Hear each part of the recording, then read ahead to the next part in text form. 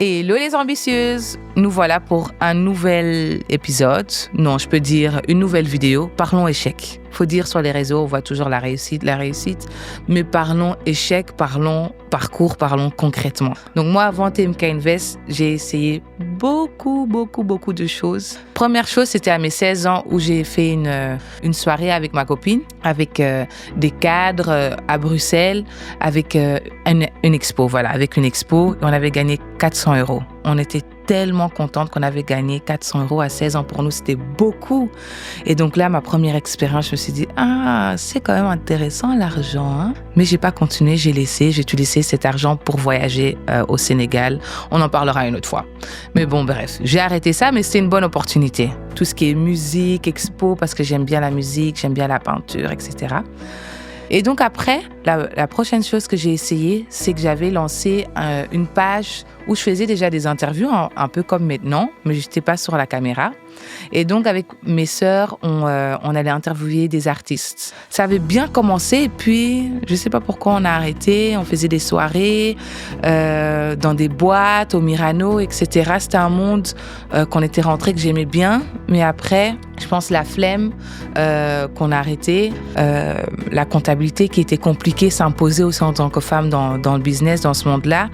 Et puis aussi la foi, c'est le moment où je me suis vraiment donné plus à Christ. Et du coup, je voulais un peu m'éloigner de tout ce monde-là, le monde de la nuit, les boîtes de nuit, etc.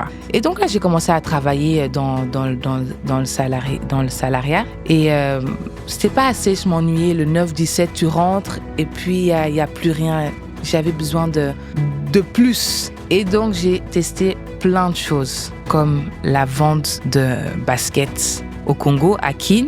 Donc, on est parti acheter plein de baskets Fila parce qu'on connaissait quelqu'un qui travaillait dans un magasin. Il nous a donné une réduction. Donc, on avait fait un stock de, je pense, 50 paires de baskets, des Fila, mais c'était pas les Fila que les Congolais souhaitaient, en fait. Donc, nous, on s'est dit, on envoie ça par bateau, on fait vendre ça par quelqu'un de la famille, mais les personnes ne voulaient pas. C'est des baskets qui étaient plus à la mode. Nous, on a trouvé des baskets moins chères dans un magasin. On s'est dit, on va vendre ça au Congo. On fait le prix x3 ou x4. Mais il n'y avait pas de clients, en fait. Et donc, on n'a même pas... Je pense que j'ai récupéré la moitié qu'on avait investi. Et la grande faute, c'était qu'on ne peut pas imposer nos désirs aux clients. S'il n'y a pas de demande, ça ne sert à rien. Eux, ils voulaient des Nike, des Air Max, des Jordan. Et nous, on n'avait pas ça. Et puis, la moitié du stock a été volé. Il y a eu ça. Après, j'ai testé des robes de soirée que j'avais commandées sur Shein. Et j'ai envoyé à ma tante, une autre personne, et qui devait mettre ça en vente. En fait, j'avais pris des robes de mauvaise qualité. Et donc, on mettait les robes et il y avait des paillettes partout. Et ma tante me disait, mais à qui tu veux que je vende? Je vends ces robes, en fait. Puis, je disais, mais tantine, vends ça à tes copines. Mais elle, son entourage, on va dire, c'est plus un entourage un peu chic, bobo. Donc, cette qualité-là, il ne les voulait pas. Et du coup, ces robes-là, j'ai vendu aucune robe. Je les ai seulement données à mes cousines, mes sœurs. J'en ai porté une à un mariage. Et moi-même, j'étais gênée de porter cette robe au mariage. Il y avait des paillettes partout. Je dansais, je laissais des paillettes sur les chaises. La honte, quoi, la totale. Donc voilà. À côté de ça, j'ai essayé encore une fois dans les vêtements.